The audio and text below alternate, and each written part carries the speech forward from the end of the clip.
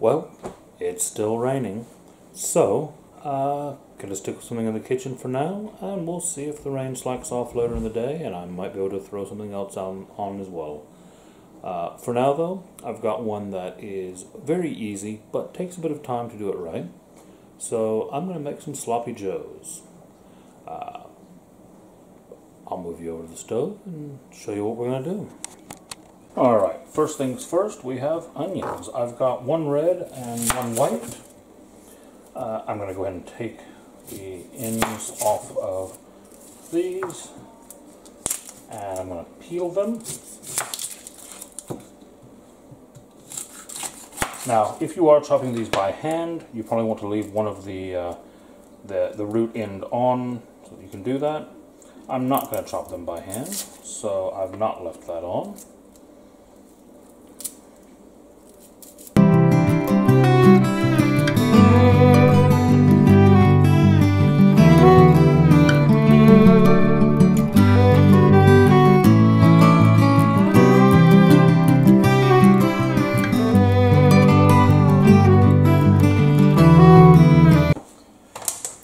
We've got our chopper here.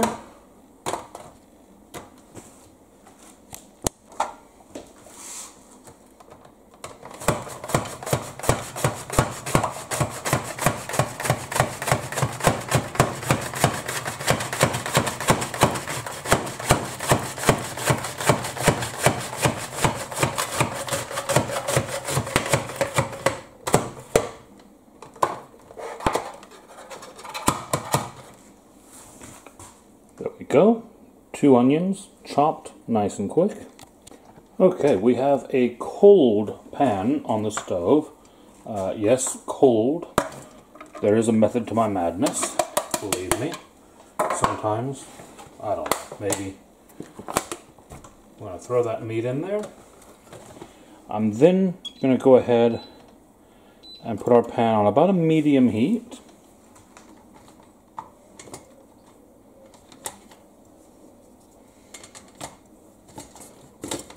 Grab us a wooden utensil, and the reason this is going into a cold pan to start with rather than a hot pan is we want to give this meat all the time in the world while this pan's coming up to temperature and while we're cooking it slow to break down and give us that nice kind of small crumble that we're looking for. So this is going to take us a bit of time. I won't have you sit here with me through all of it. But basically what I'm going to do is let this come up to temperature and just continually kind of chop and crumble and break up this meat until we get it where we want it.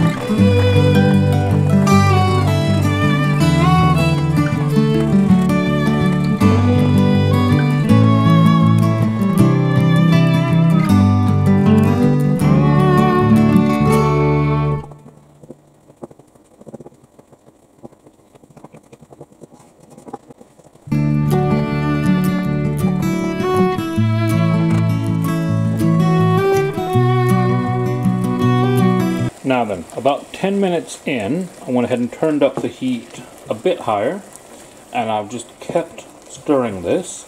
We're now at about the 20-minute mark, and if you have a look, this meat has a very small texture crumbliness to it that you're just not going to get if you don't put some time into it. You're going to get a lot bigger chunks, and your end result is not going to be anywhere near as good. So yeah, you can do this quicker.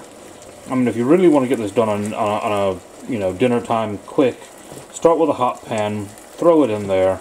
You can have it done in 5 minutes, but you're not going to get what we've got here. Now this is probably going to take another 5 minutes, and then I'll be ready to start adding the rest of our ingredients. Now then, while our meat is still simmering, I have some bell pepper here, and basically this was charred on a grill and then frozen. I've let that thaw somewhat. Doesn't have to be fully thawed though. I'm going to throw it in the chopper and break that up. It's going to get added to it to this in just a minute.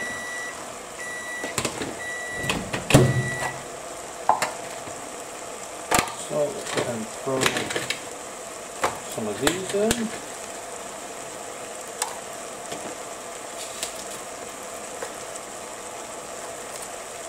There we go.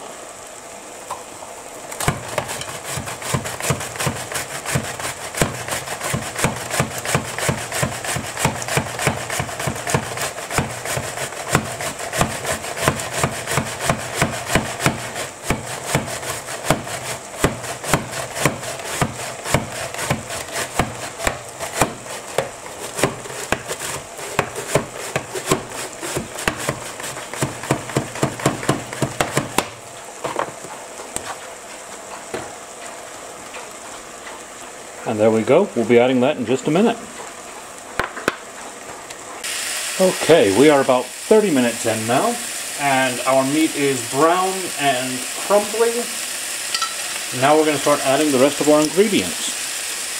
So we're going to start out with some chopped garlic, a couple teaspoons of that, maybe a bit more if you really like it.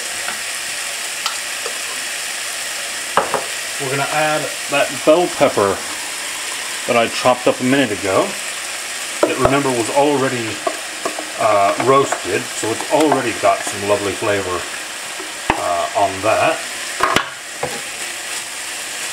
And we're going to start stirring those in.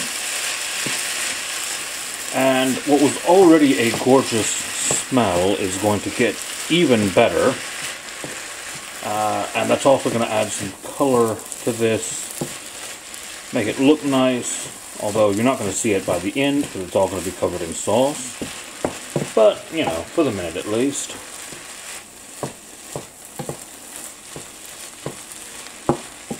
And then we're going to leave that for another 5 minutes, stirring occasionally, before we move on. Alright, ready for our next bits now. I'm going to go ahead, I've got 2 cups of water here. I'm only going to add about half of it to start with. Now that's going to start picking up some of that browning that's happened on the bottom of the pan, and some of that's all mixed in with the meat, and it's going to start the very beginnings of our kind of sauce, our barbecue glaze, whatever you want to call it, that's going to go on this. From there, we need a pretty good amount of ketchup in here.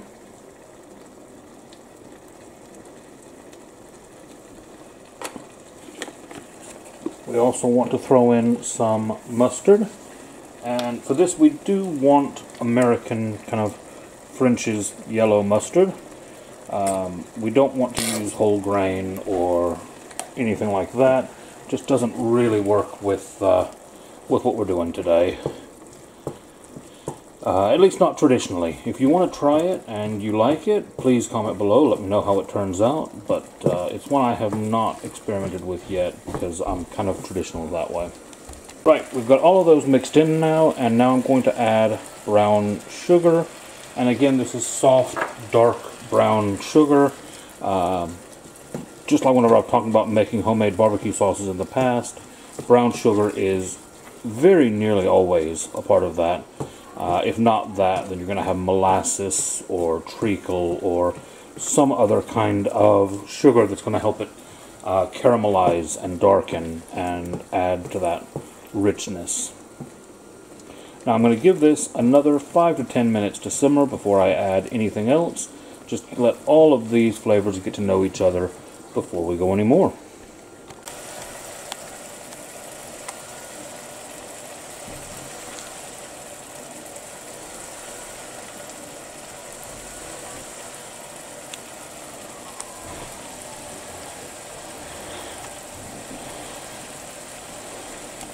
Alright, now while those flavors are getting to know each other, I've gone ahead and prepped some cherry tomatoes. Gonna throw those into our slicer again, or chopper I guess, not slicer.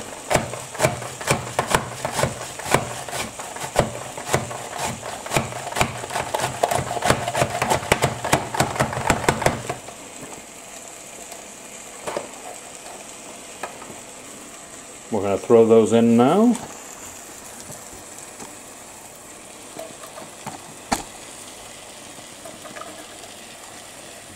There we go. And then we're going to go ahead and add some Worcestershire sauce.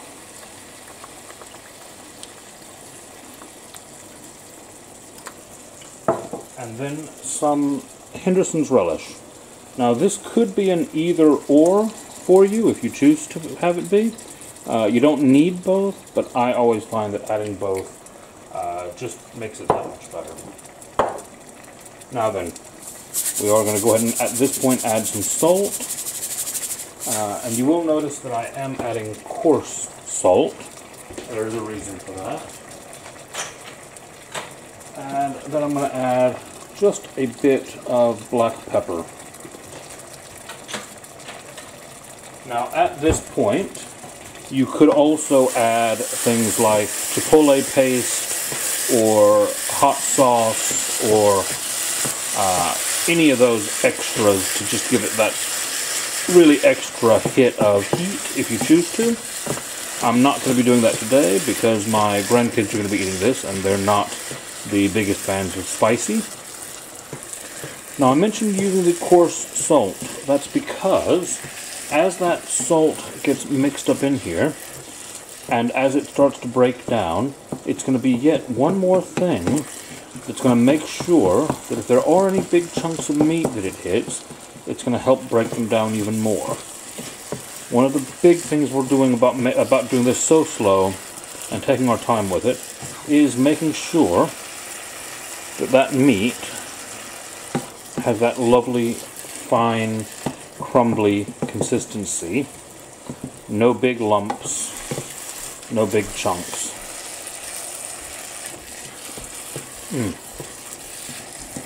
And that's tasting good already. Now then, from here, we've got all of our ingredients in,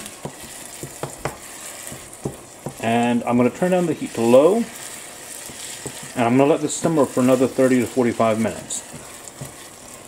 Again, this is ready to eat now if you really wanted to, but letting it sit, letting it have that simmering time is just going to really enhance all of those flavors. So, we'll do that, and then I'll show you the results.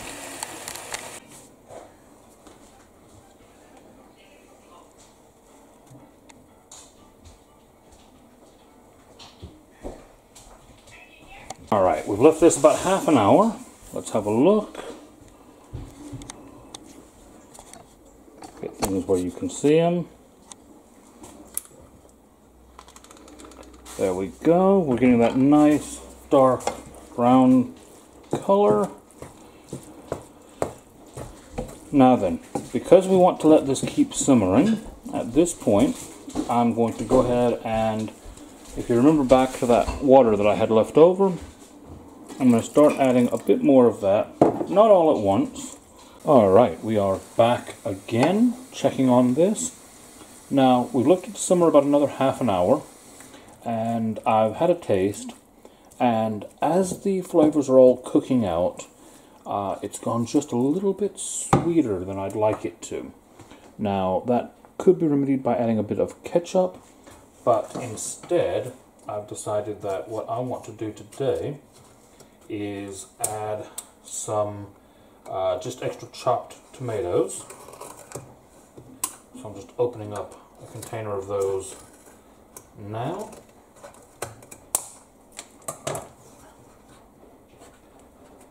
And I'm just going to throw in some chopped tomatoes, not potatoes. That would be a very different thing.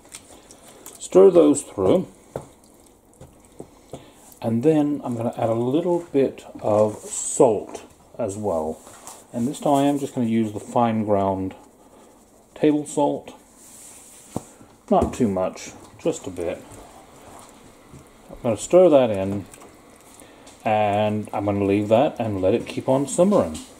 Now, because I've added those chopped tomatoes this time, I've already added some moisture. I don't need to add any more water to it. But obviously, as you're checking it, just continue to see if it is too dry, add water. And we'll be back. Alright, food is ready now, so I'm going to go ahead and plate some up and then show everyone that dinner's ready. I'll just show you what we've got. Okay, so I've gone ahead and toasted some buns for us. On top of that, we're going to put a nice scoop of our sloppy Joe mix. There we are. And to go along with that, I have made some homemade chips.